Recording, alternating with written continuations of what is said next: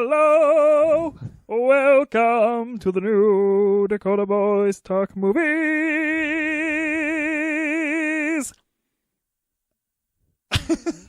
I don't know who that was supposed to be an impersonation of. That was just me being musical. Oh. Today we are having a musical episode, and it's all going to be in the form of an operetta. Okay, then. Well. No, it's not. Because that would be annoying. I already hate me right now, so I know you people really hate me right now. The only thing I learned from Les Miserables is that it's very difficult to sing while you're trying to talk. So I learned I'm not that even before gonna try. that. Phantom of the Opera? I actually skipped that one. Yeah. It has With Gerard Butler? Yeah. Okay, yeah, I skipped that one, man. Yeah. Joel Schumacher didn't know what he was doing, is my theory on that movie. But, yeah, sing-talking. I have mixed feelings about that. But we are going to do a musical episode today, in a sense. We are going to talk about songs we think are way overused in movies. Now, I want to buffer this a little bit. It doesn't mean necessarily we think these should be just cast out from ever being used in a movie again. But in our opinions, they're songs that are so, like, the first few times it was clever, but now they're just, like, overused. And people just need to back off with how they use them. And so, in our usual Dakota Boys fashion, we, of course, narrowed it down to our very original number 3. That's right. There's a lucky. We could have made it 5. We just chose not to. We could have made it 3.5 and been like, I like half that song, but not the other half. Or something weird like that. I don't know.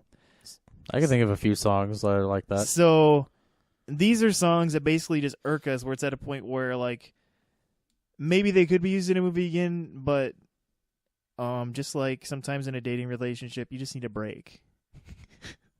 I don't know. I never really dated.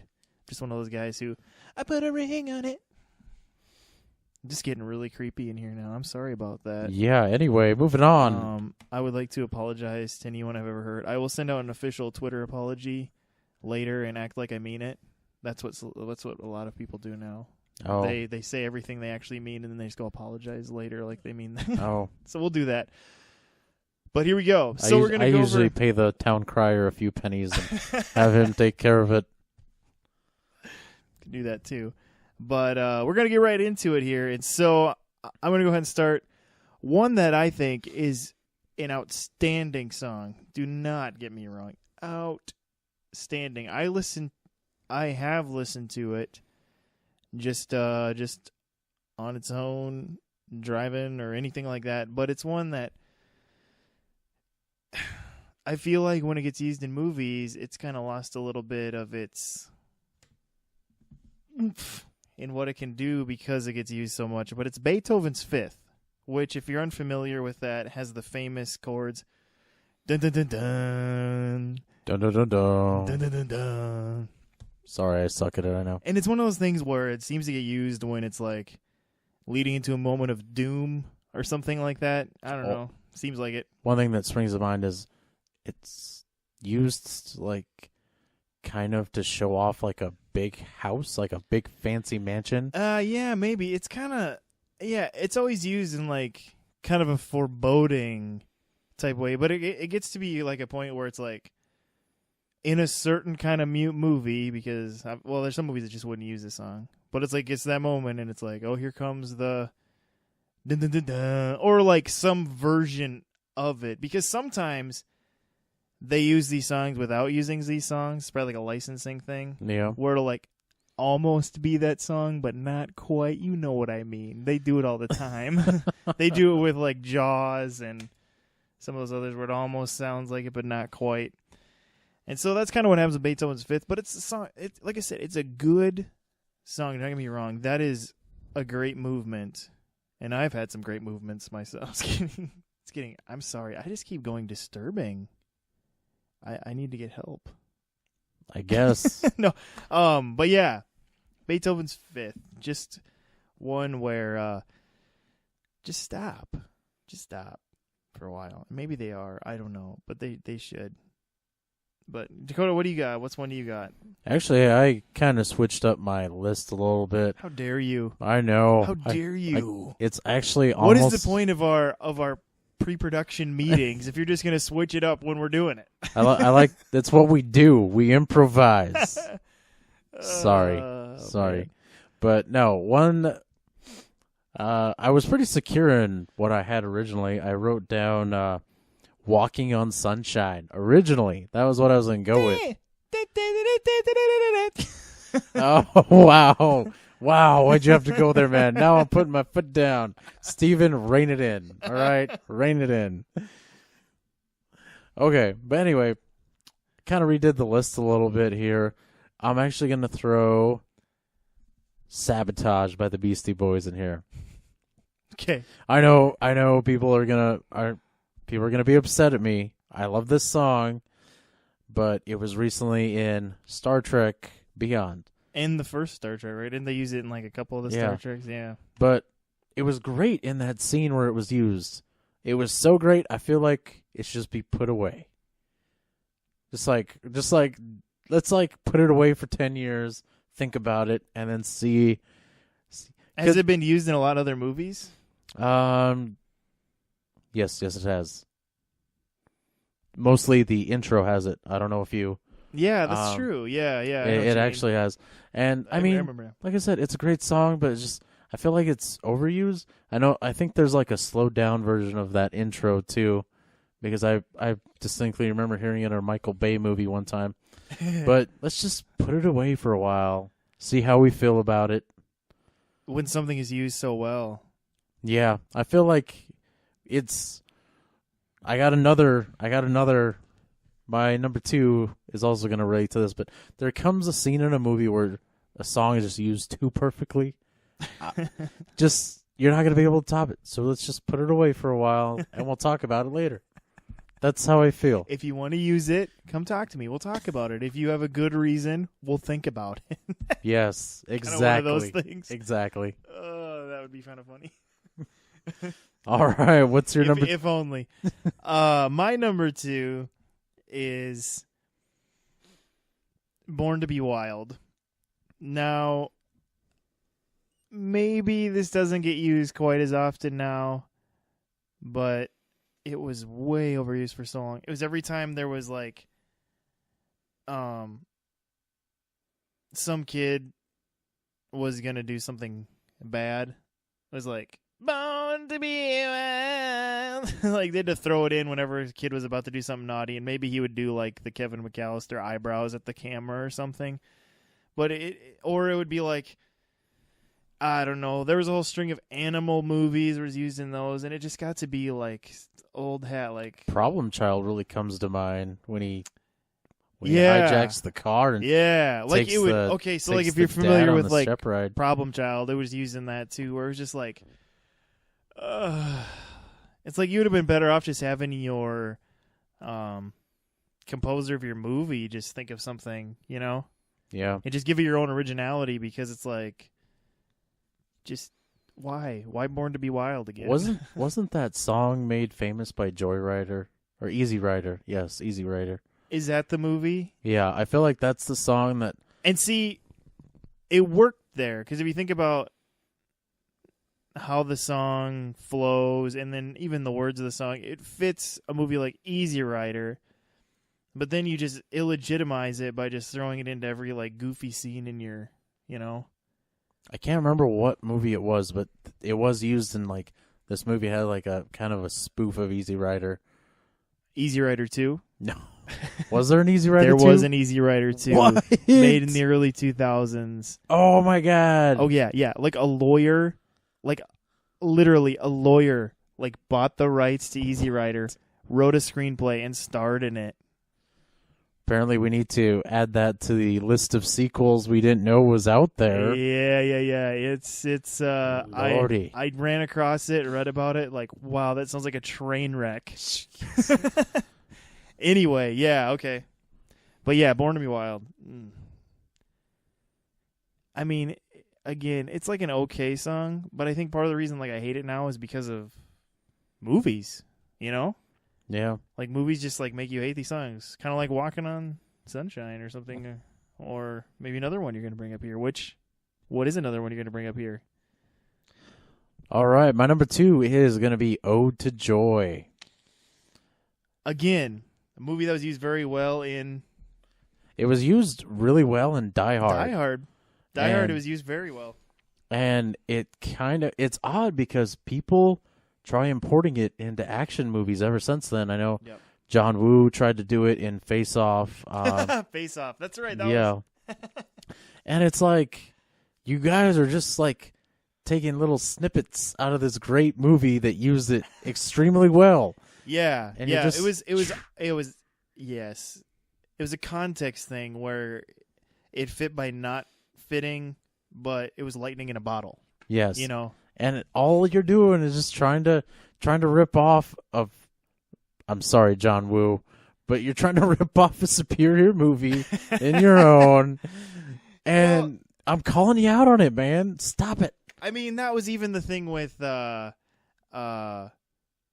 Die Hard really ripped off itself because if you remember the trailer for the newest one with Jai Courtney, they used Ode to Joy in the it was in the trailer. It just like the way they did the trailer, it felt like, I don't know, it felt like that wasn't even a real Die Hard movie, just in the way they did it like that, you know? Yeah. And it was just like, that was an example of like, lightning in a bottle, you can't capture it again, you know? And yeah. But yeah, and so it just ended up showing up in a lot of other movies.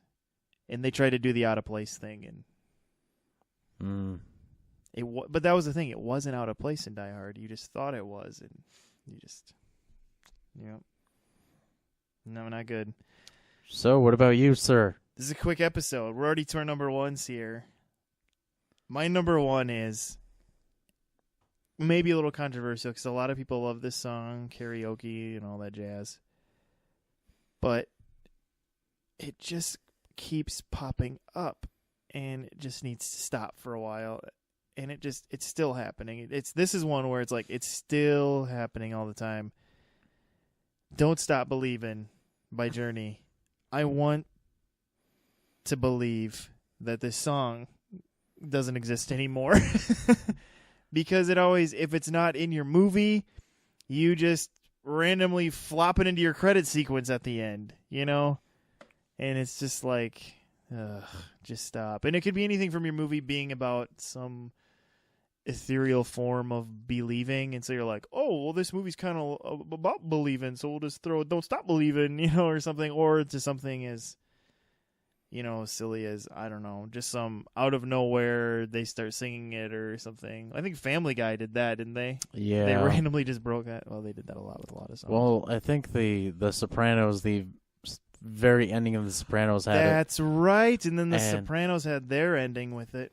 And I don't even know what to say about that, so we're not even going to try. But I think that's what kind of brought it into the forefront again. The song, maybe. Yeah, it kind of brought it because a lot of people watched that finale, and it was a catchy tune, and downloads on iTunes surged like 10,000% the day after. Yeah, and like I said, a lot of you are probably like, "What? I love that song." That's fine, but stop just flopping it into movies all over the place. I know one film where I think it was used a little too much was The Losers, because it's I it's forgot. used, I don't remember what that movie was. It's used in the middle of the film and then at the very end. And even when it was initially used in the movie, it's played out.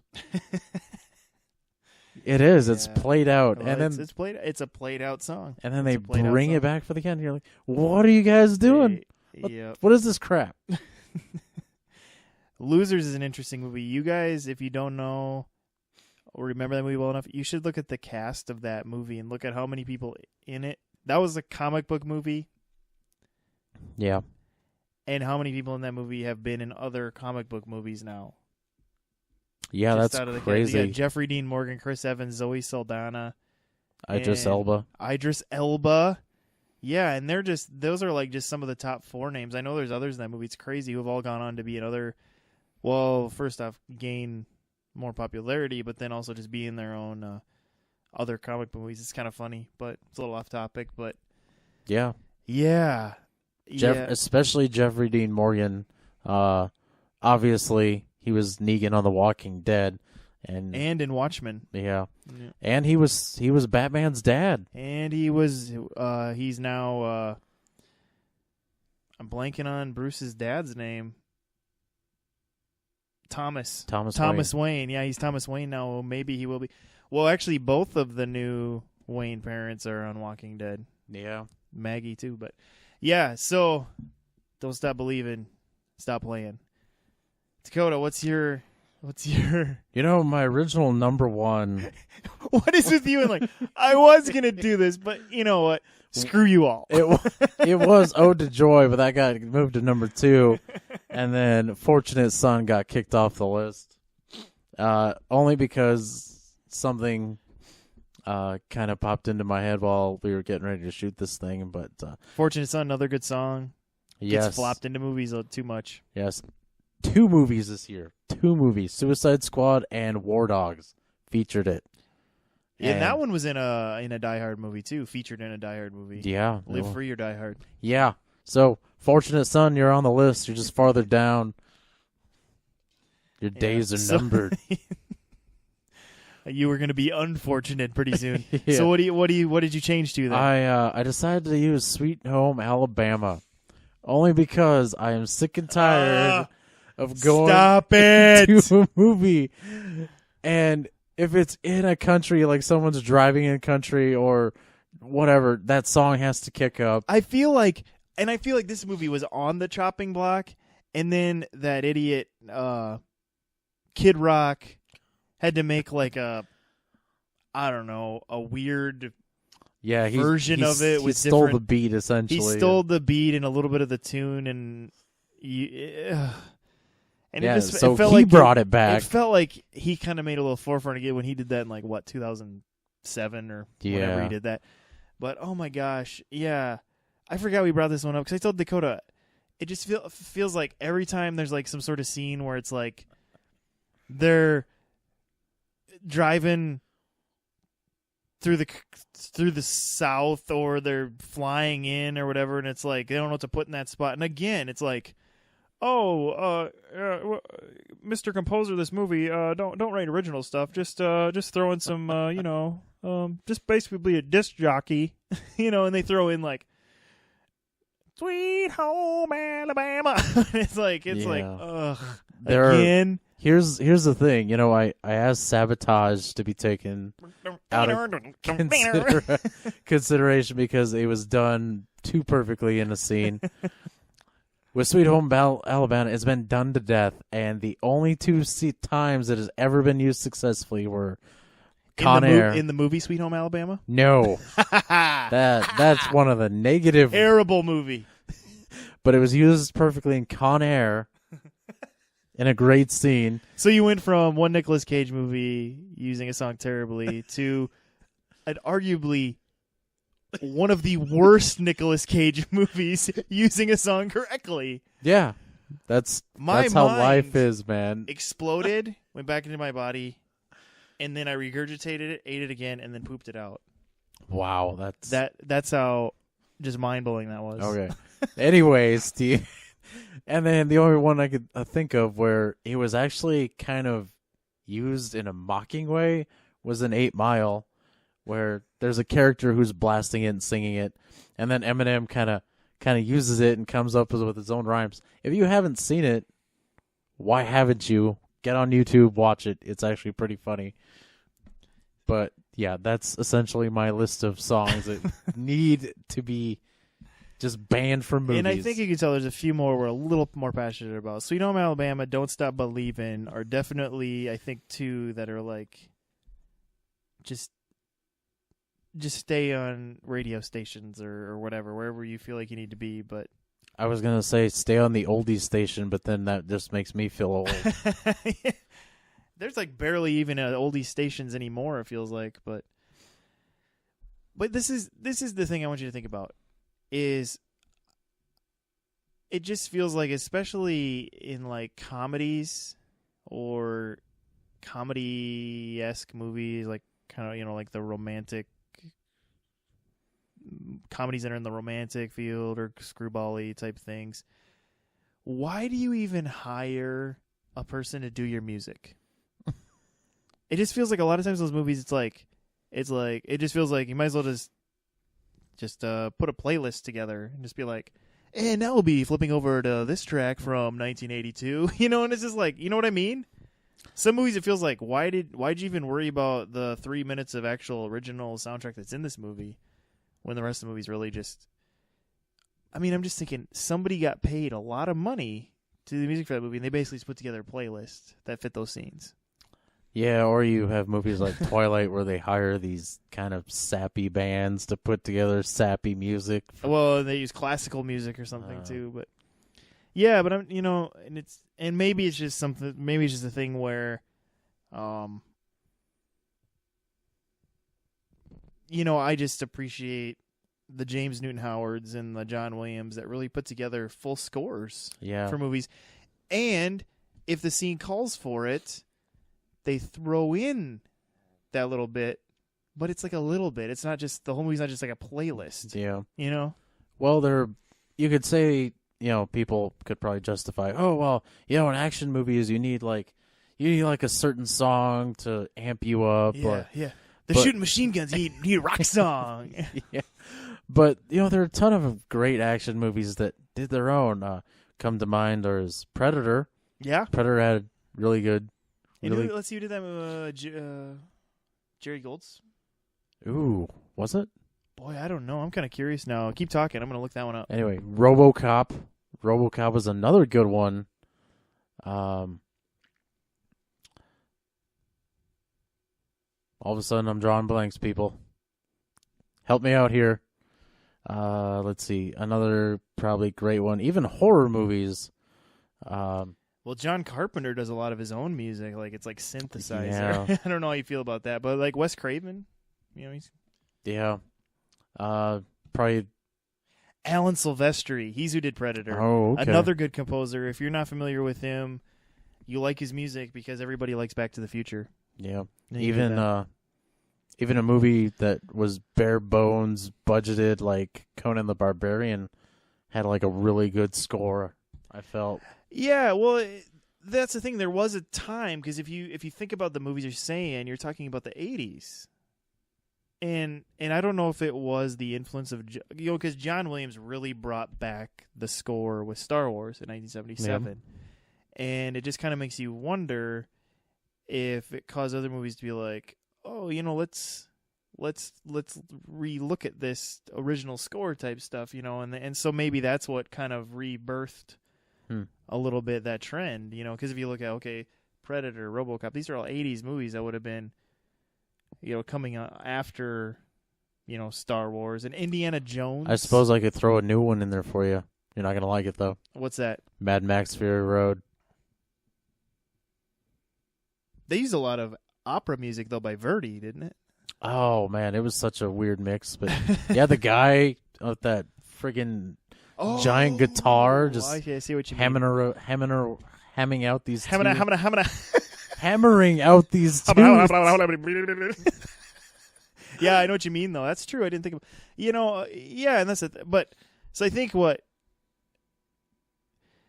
it's just that a lot of movies now already can be lazy about music, and I think we forget the power and influence that a score of a movie can have, and I think we're missing that a lot. You know, I just saw an interesting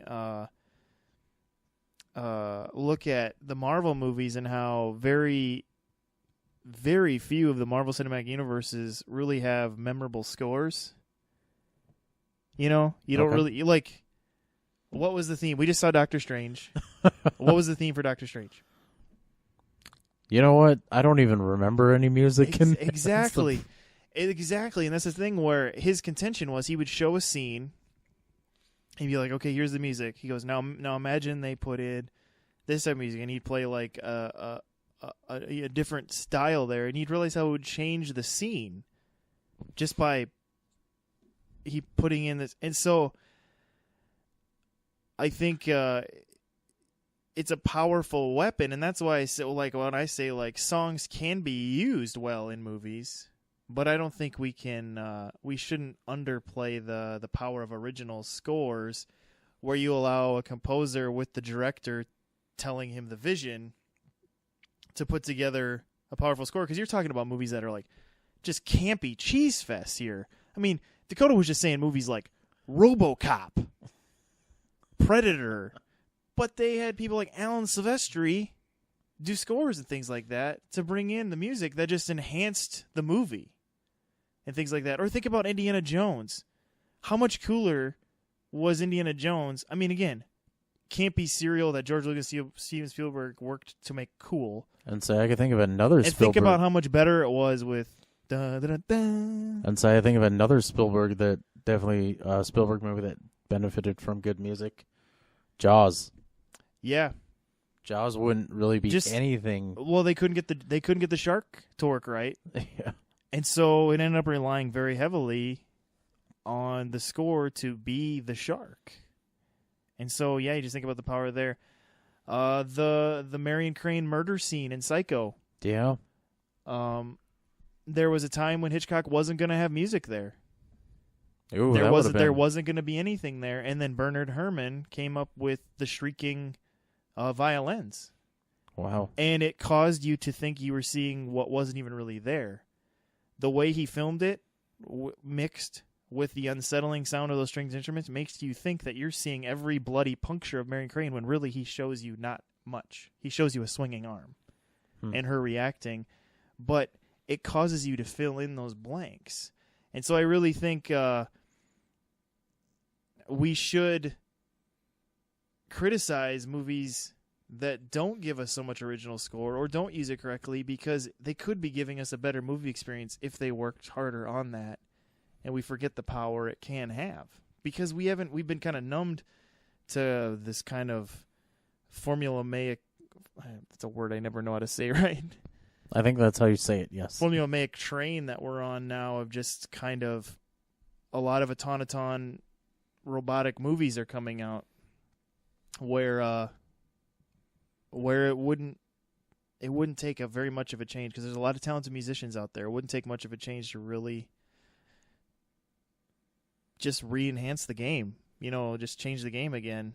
So, but anyway, that's our music rant. And we kind of ranted there for a while. And so I think part of the reason is, how you could get rid of overuse of some of these songs and movies? Let composers compose. Yeah. And we'll keep our composure. But I think with that, we'll just bring this episode to a close. As you can tell, I mean, we both have some very passionate feelings about music and movies and things like that. Just because we like movies, obviously, and just know that that's something that can bring it to a whole new level, and has. It has in movies, and it still does at times, just not as often as it could.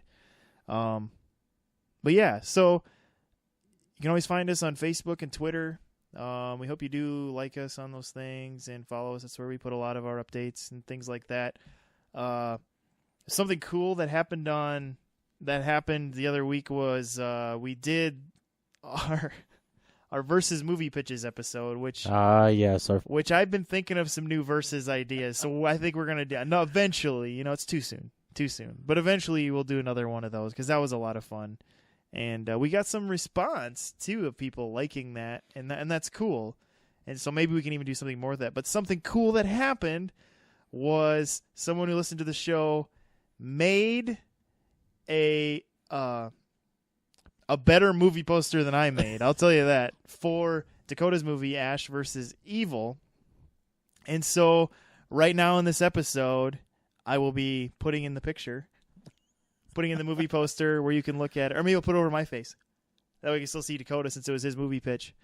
But I'll put that up here because he deserves props. And does he want to be named? We don't know if we throw his name out there. We never asked him that part. What we'll do I don't know. Because what we'll do also is we'll put it in this episode, but also just give him more credit for being awesome and doing that. Is we'll put it on our Facebook page too, and so maybe if he gives us lets us put his name there, because he should get credit. It's pretty cool. Yeah, it's pretty cool. And it's been in this. I mean, now you know because later I'll put it in this episode. But yeah, it's pretty cool, and it's cool that somebody did that and really showed me up with his movie poster making skills. But yeah, the amazing thing is he only worked a couple hours on it. He said I worked 10 whole minutes on mine. So he said something along the lines of if he had all day, it would have looked better. But I was like, wow, that's pretty impressive. So if I had all day, it probably would have still looked the same. Yeah. It's interesting. I mean, I was telling Steven this earlier. We got a synopsis. We got a movie poster. We just need to travel to Hollywood and pitch this. Just got to pitch it, man. You know Bruce will be on board. Yeah. And maybe we can even get Raimi in there to produce. You never know. Then you could have Ghost House Pictures produce, and you could have a whole production company there. Yeah, it wouldn't be a level event like in Extinction level event? Or not something. It wouldn't be an event like, in trying to think of two movie franchises that came together and kind of that really blew everybody away. Yeah. I don't know, because Alien vs. Predator didn't Avengers, blow I everybody away. guess. Well, yeah, okay, Avengers. Yeah, Maybe because about the closest. Batman vs. Superman. Yeah, well, that was owned by two studios. That one was owned by the same studio. That's true. I think, as far as I know, I think New Line. Spider-Man maybe coming into There you go. the Marvel, where that was a big deal. There you go. But as far as I know, New Line Cinema, I think, owns Freddy and Jason. No idea who owns Michael Myers or Chucky. Is Chucky Universal? Maybe he is. Which would be cool. They should make him a Universal monster. Ooh, there you go. Within that, in that old, like it's the Invisible Man, the Wolfman, and Chucky, the Mummy. Chucky would be the only one I'd be excited for, really. No, I think Chucky is Universal. I think so. Ooh, they like to play hardball though. So you want to play knows? hardball? I'm game. Apparently, If you can tell me that movie, I'll give you something. You want to play hardball? I'm game. It's a random one. Oh, Lordy. No cheating. I don't know how I can prevent you from cheating, but come on. Cheating is lame. But yeah, so movie poster, it's great. I'm so excited you guys get to see it now. And like I said, we'll give him credit if he's okay with that. He, right? Yes, it's a he. It's I a think. he. I think. As far as we know. I haven't checked under the hood, guys, so I can't verify anything. Well, how'd you do that? Did you lift up the dinosaur skirts? Oh, Jeff Goldblum. Whoa, you and your obscure movie references. On a Jeff Goldblum quote, that's when you always know. You got to wrap it. You're never going to top it. So, thanks for listening. Demand original music in movies. We'll be all the better for it. And thanks for listening. Hope you do subscribe. And, yeah, any suggestions or anything like that, that's awesome. And feedback, always appreciated. And it's really cool when we get stuff like this. That's awesome. So we'll catch you later.